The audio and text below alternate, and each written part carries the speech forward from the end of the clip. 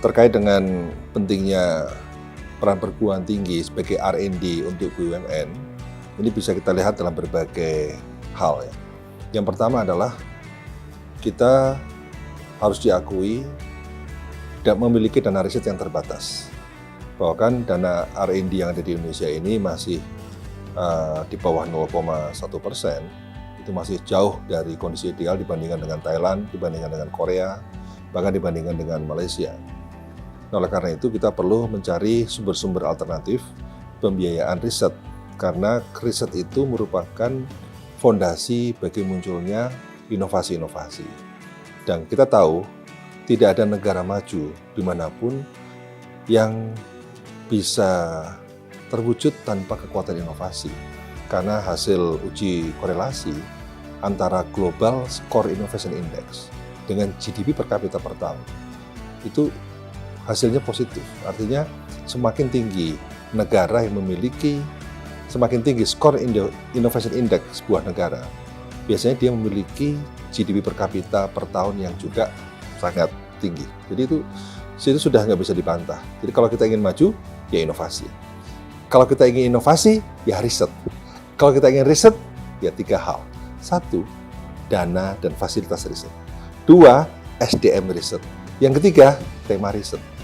Jadi kalau kita tidak memiliki 3 hal tersebut, meskipun kita punya dana yang besar, ya kita nggak bisa jadi apa-apa. Nah, Indonesia memiliki SDM yang unggul dalam bidang riset, memiliki tema-tema riset yang unggul. Hanya terbatasnya adalah masalah dana riset dan fasilitas riset. Nah, sementara BUMN juga sebagai sebuah perusahaan yang memiliki peran strategis, karena dia adalah dimiliki oleh negara dan menjalankan fungsi-fungsi penting untuk hajat hidup orang banyak.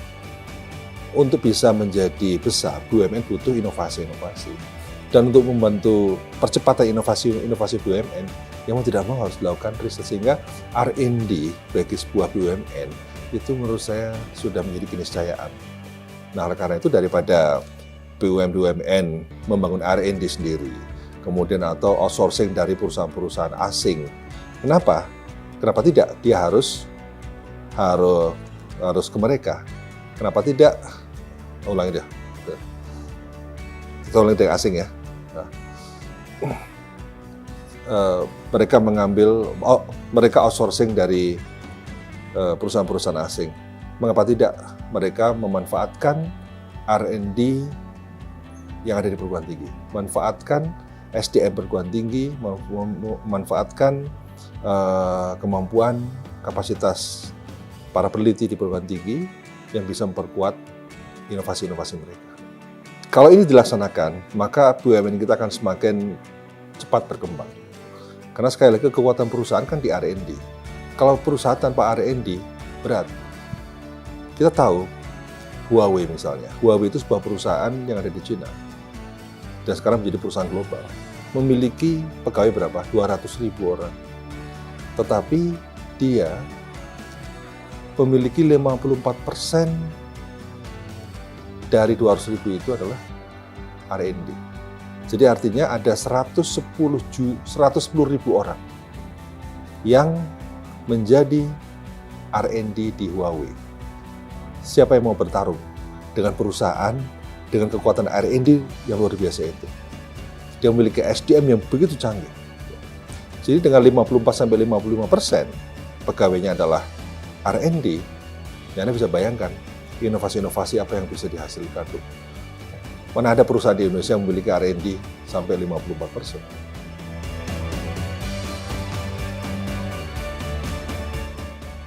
Ya, saat ini masih perlu disempurnakan, masih perlu dimaksimalkan. Dan alhamdulillah sekarang BUMN sudah banyak berdatangan ke IPB untuk bisa berkolaborasi dalam bidang R&D. Dan bahkan sekarang sudah dipersiapkan berbagai kerjasama baru ya, dengan sejumlah BUMN baru untuk menjadikan IPB sebagai R&D. Selama ini kita sudah sangat dekat dengan PTPN ya. Banyak inisiatif-inisiatif program yang kita kembangkan di lapangan yang kemudian diadopsi oleh PTPN. Kita sebut saja misalnya Persipal, sebuah instrumen untuk bisa meningkatkan efisiensi pemupukan kelapa sawit sampai 20% atau 30%. Itu kerjasama dengan siapa? Kerjasama dengan Pupuk Altim yang kemudian diadopsi oleh sejumlah kebun di PTPN dan kemudian juga perusahaan-perusahaan swasta lain. Dan saya kira masih banyak lagi kajian-kajian yang dilakukan oleh sejumlah BUMN juga kita lakukan. Ya, kita ada kajian dengan Bulog, kita ada kajian dengan ya banyak sekali BUMN yang mungkin tidak satu persatu bisa saya sebutkan, akan tapi alhamdulillah sudah mulai banyak. Tapi yang saya maksud adalah ini perlu positioning yang lebih tegas, ya. Bagaimana menempatkan perguruan tinggi menjadi R&D BUMN ini. Selama ini kan tergantung dari kelincahan dan tergantung dari inisiatif dari kita untuk mendatangi BUMN dan sebagainya. Tapi yang kita perlukan adalah bahwa perguruan tinggi yang ada di Indonesia itu perlu di-mapping, peta kekuatannya seperti apa, sehingga itu bisa menjadi bahan bagi BUMN untuk menempatkan beberapa perguruan tinggi menjadi tempat R&D-nya. Nggak harus satu perguruan tinggi, ini bisa banyak perguruan tinggi yang bisa dimanfaatkan. Satu, bisa menyelesaikan masalah pendanaan riset. Kedua, bisa menyelesaikan masalah inovasi yang ada di BUMN itu sendiri.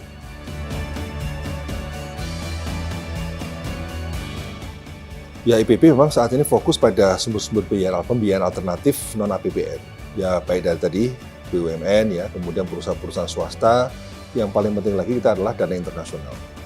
Kita memiliki konsorsium internasional yang tadinya hanya 8 konsorsium atau 9 pada tahun 2017, sekarang sudah sampai 80 konsorsium, artinya meningkat lebih dari 10 kali lipat. Mengapa? Ya karena kita bangun kerjasama internasional dengan berbagai perguruan tinggi global dalam berbagai bidang, khususnya dalam bidang riset tadi. Ya. Dan dengan konsorsium riset internasional ini kita mendapatkan funding internasional yang sangat banyak. Ya alhamdulillah dengan funding kita yang lumayan ya, dalam setahun kita dapat sekitar 500-600 miliar ya, itu bagi kita sangat membantu untuk tetap menjaga kualitas riset internasional kita. Ya moga-moga dalam waktu yang singkat ini kita juga berusaha mendapatkan pendanaan baru. Tentu tidak hanya sekedar menjalankan riset, tapi juga untuk fasilitas riset. Dan kita sudah memiliki sejumlah fasilitas riset yang disupport oleh negara-negara lain yang sifatnya grant, ya sifatnya adalah sumbangan, dan itu merupakan alat-alat yang memang sangat canggih di negaranya. Ya, kita tentu berterima kasih kepada negara-negara yang memang secara sukarela memberikan bantuan kepada kita. Dan itu merupakan ikhtiar kita juga. Kita harus jemput bola, dan kita tidak boleh hanya jaga warung. Kalau mental kita jaga warung, ya nasib kita sangat tergantung pada siapa yang datang. Tapi kalau kita jemput bola, nasib tergantung pada usaha kita meyakinkan, kemudian negosiasi, bagaimana kita ini bisa melakukan proses untuk mempengaruhi, ya, kemudian ya sehingga terwujud sebuah kerjasama. Sekali lagi kalau mental kita mental jaga warung, di kantor terus, duduk terus, diem, nunggu orang datang, ya kapan orang mau datang?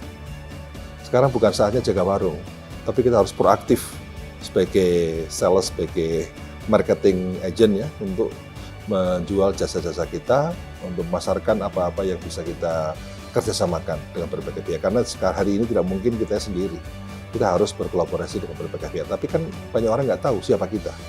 Karena orang nggak tahu siapa kita, sehingga kita perlu memperkenalkan diri. Oleh karena itu yang saya lakukan adalah saya rajin untuk memperkenalkan diri. Siapa kita, apa kompetensinya, apa kelebihannya, reputasi seperti apa, sehingga terjadi titik temu di mana kepentingan mitra kita dengan kepentingan kita bisa kita satukan dan kemudian bisa berjalan bersama.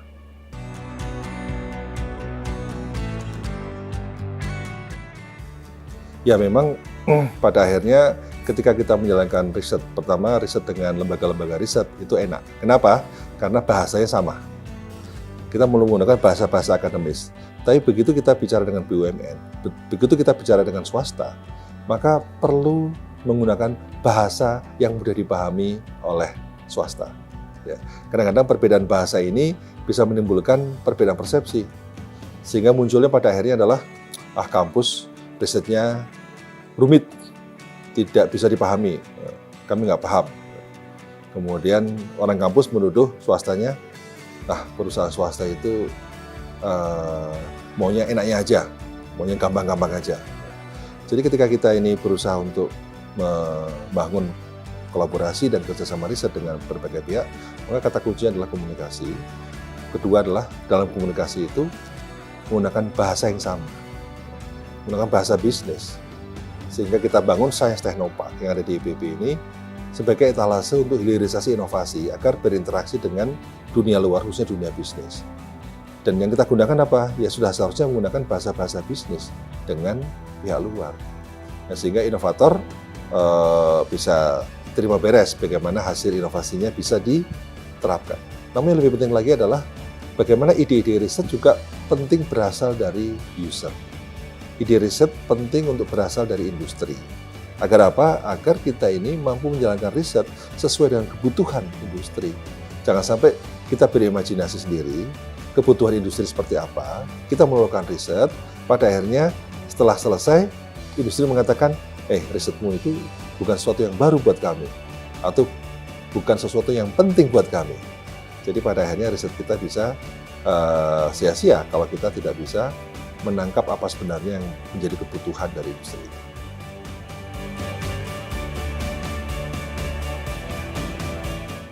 Ya, kekuatan pendidikan tinggi ini kan adalah pada satu human capital, kedua adalah inovasi.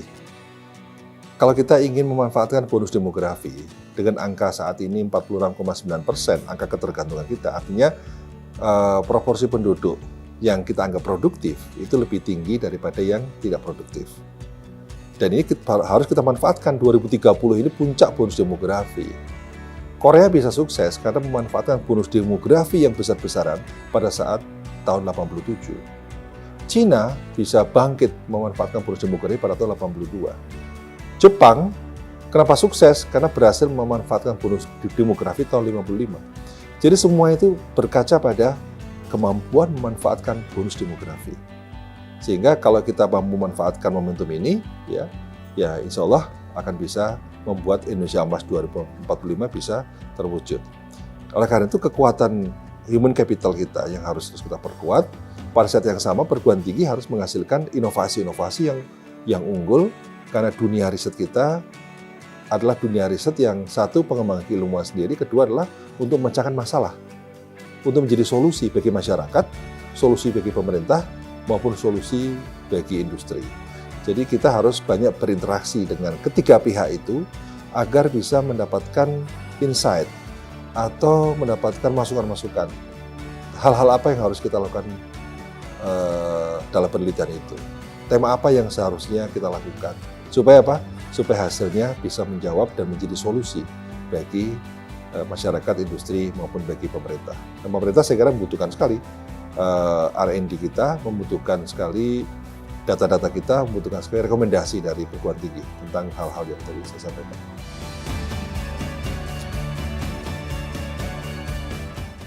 Pertama, inovasi yang kita kembangkan untuk riset ya, kita sudah memiliki apa yang disebut sebagai Agromaritim 4.0.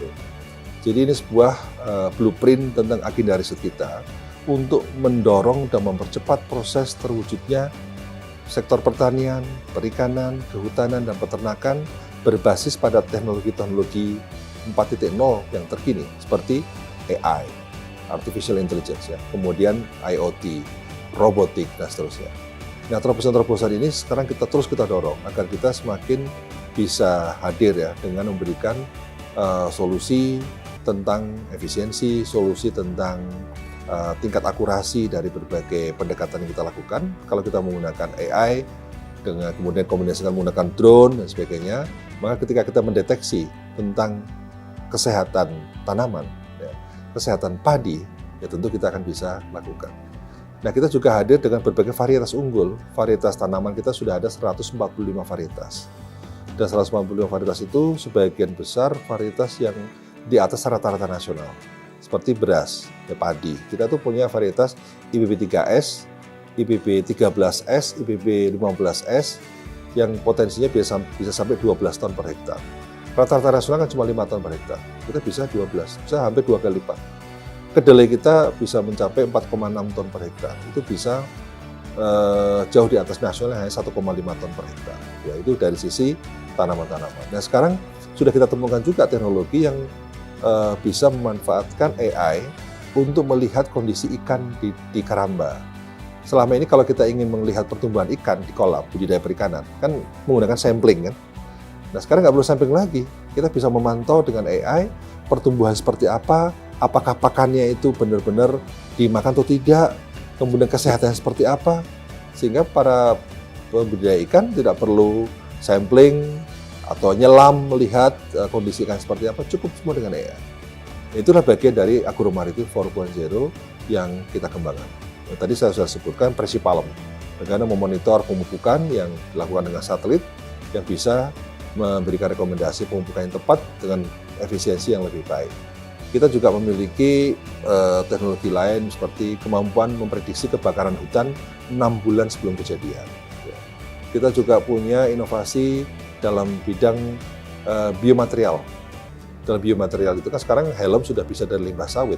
Bagaimana sirkular ekonomi kita bisa ciptakan ya, dari sawit itu melalui inovasi-inovasi kita, rompi anti peluru dari limbah sawit. Jadi dari limbah semua itu bisa kita selesaikan dengan inovasi-inovasi yang ada. Seperti misalnya juga pakan ternak dari limbah sawit. Jadi limbah sawit sudah luar biasa. Kemudian misalnya kulit udang, kitosan. Saat ini bisa menjadi bahan untuk pelapis pesawat tempur anti radar. Ya. Jadi dunia biomaterial ini dunia yang luar biasa. Ada juga beras dari rumput laut kita bikin untuk orang-orang yang hipertensi. Ya. Garam dari rumput laut untuk hipertensi. Ya. Kemudian kalau orang hipertensi kan seringkali menghindari garam. Sekarang cukup minum garam dari IPB, ya, itu bisa tetap menikmati asinnya, tapi tidak bermasalah dengan hipertensi. Ya. Yaitu inovasi-inovasi di bidang obat-obatan juga saya kira sangat-sangat banyak. Jadi inovasi pangan, inovasi di bidang pakan, inovasi di bidang olahan, saya kira membuat beras dari rumput laut, beras dari sagu, beras dari singkong, beras itu sudah kita, bukan saja kita hasilkan, tapi sudah kita produksi dan komersialkan.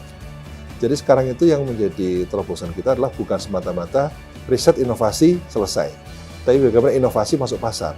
Makanya Anda bisa datang ke Pacific Place lantai 5, itu ada IPB kecil di sana yang menjadi etalase kita untuk memasarkan produk-produk inovasi kita. Di beberapa mall juga ada Serambi Botani yang sudah kita siapkan untuk etalase inovasi-inovasi kita. Dan itulah hasil kerja para peneliti IPB, yang inovator IPB, yang saya sangat hormat dan sangat apresiasi ya terhadap kerja keras para peneliti IPB, inventor IPB yang menghasilkan hasil-hasil riset inovasi yang sangat bermanfaat untuk kemajuan bangsa.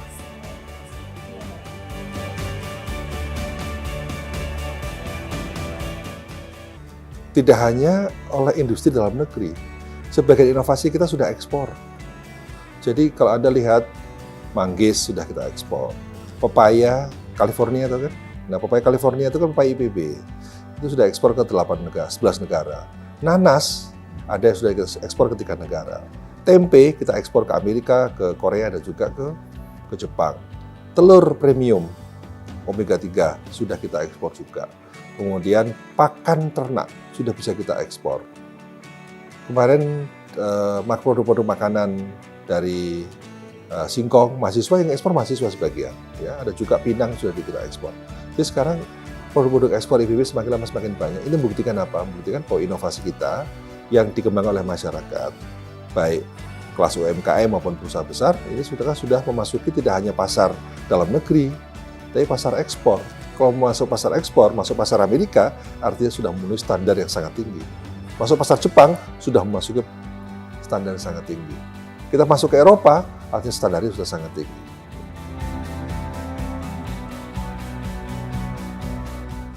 Ya, target besar saya kan IPB ini kan kita memposisikan diri sebagai sebuah kampus yang memiliki kemampuan inovasi dalam memecahkan berbagai persoalan perubahan iklim, persoalan lingkungan, persoalan pangan, persoalan energi, dan persoalan kebutuhan kehidupan kita yang saat ini ada. Nah, oleh karena itu, mimpi kita berikutnya adalah bagaimana IPB harus menjadi Global South Leader in Innopreneurship. Dalam konteks Innopreneurship ini, kita coba bedakan antara technopreneurship dan sociopreneurship. Technopreneurship kan kita berinovasi, hasilnya untuk komersial, masuk ke industri. Sociopreneurship hasilnya untuk kebutuhan masyarakat, yang itu sama-sama penting ya. Dua-duanya bukan sesuatu yang saling menyadakan, sehingga visi jangka panjang IPB kan techno-socio-preneurship. Jadi antara kebutuhan industri, kebutuhan masyarakat, semua bisa kita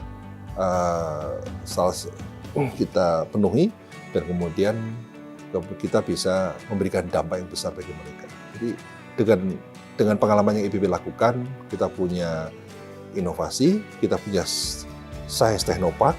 Di dalam Science Technopark kita punya sejumlah teaching factory, teaching industry, ada pabrik minuman, pabrik makanan, ada pabrik pengolahan sawit, kita ada pabrik pengolahan pakan, ada pakan ikan, pakan ternak, kita ada pabrik pengolahan kopi, ya, dan sejumlah teaching industry yang kita bangun. Itu untuk apa? Mahasiswa supaya terbiasa dengan suasana industri. Kedua, supaya kita bisa mendorong proses hilirisasi dengan lebih cepat. Dan kita membantu UMKM yang ada. Dan kemudian kita juga memiliki startup center. Nah, startup center yang ada di IPB ini adalah mendampingi startup baru, baik alumni IPB maupun bukan IPB, hadir di startup center IPB untuk kita dampingi, kita inkubasi.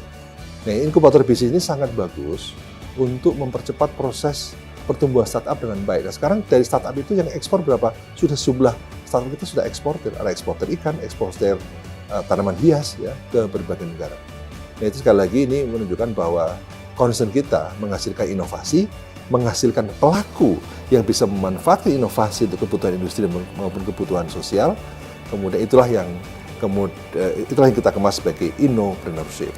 Dan dengan kita ini punya pengalaman dalam bidang ini, alhamdulillah kita dapat penghargaan banyak ya dari berbagai pihak, termasuk Bappenas selalu memberikan penghargaan sebagai perguruan tinggi terbaik nomor 1 SDGs, ya, pencapaian SDGs, dan kita juga mendapatkan penghargaan dari internasional ya terkait dengan berbagai program innopreneurship ini. Jadi menjadi leader dalam innopreneurship di Global South, negara-negara selatan level global ini, saya kira bukan sesuatu yang utopia, karena saya sudah melihat kampus-kampus di dunia seperti apa. Bahkan kampus-kampus negara maju pun kalau melihat bagaimana kita memanage inovasi, agar inovasi ini bisa dimanfaatkan oleh masyarakat, mereka juga terkagum-kagum. Ternyata IPB hadir dan dirasakan manfaat oleh masyarakat. Hebat apa tidak? IPB 3S sudah diimplementasikan di 26 provinsi. Ya. Kemudian kalau kita lihat pendekatan sekolah peternakan rakyat sudah ada di 14 provinsi. Ada lagi program data desa presisi sudah di hampir 1.000 desa. Ya. Dan masih One Village One CEO, sebuah ikon kita, program itu sudah diterapkan di 1.000 desa. Dan total jumlah desa yang sudah didampingi oleh IPB 6.675. Artinya 8% desa di Indonesia ini sudah disentuh oleh IPB. Dengan apa? Inovasi-inovasi yang kita lakukan. Itu menunjukkan bahwa kehadiran kita harus membawa manfaat. Manfaat yang apa? Manfaat yang signifikan, manfaat yang sistemik dan jangka panjang.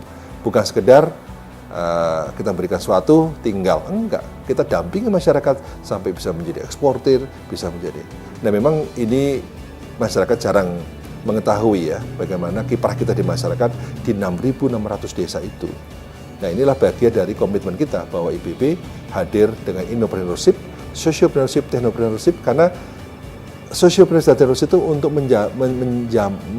menjamin kesinambungan, sustainability dari inovasi kita. Kalau kita semua serba charity, ya langsung kita akan terus menjadi cost center.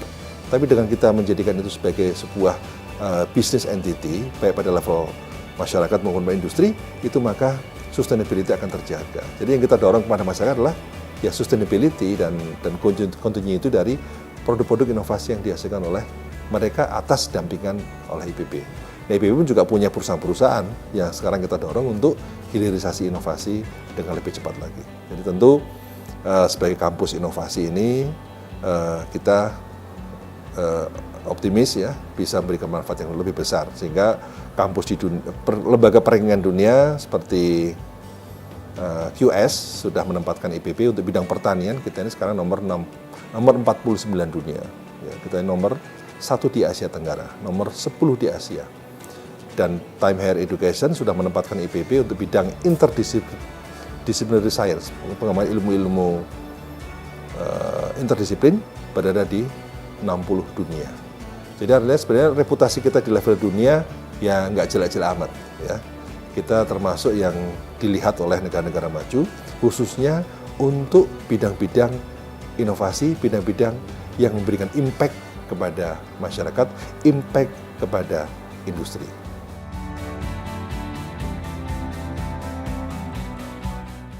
Tentu saya orang lain yang akan menilai ya bagaimana kepemimpinan saya, maka saya tentu ingin banyak masih terus belajar menjadi seorang pemimpin. Namun orientasi saya tentu menjadi seorang pemimpin yang transformatif, ya, yang mampu untuk bisa mendorong proses perubahan, ya, dan kemudian dengan perubahan hari ini yang sangat cepat ini, ya, yang kita perlukan adalah agile leadership, ya, pemimpin yang bisa lincah, ya, tangguh, cepat, tapi juga pada saat yang sama bisa membawa perubahan dengan signifikan, sehingga apa yang kita lakukan ini sebagai upaya kita untuk merespons perubahan supaya kita bisa beradaptasi terhadap perubahan, karena perubahan itu sesuatu yang abadi di dunia ini.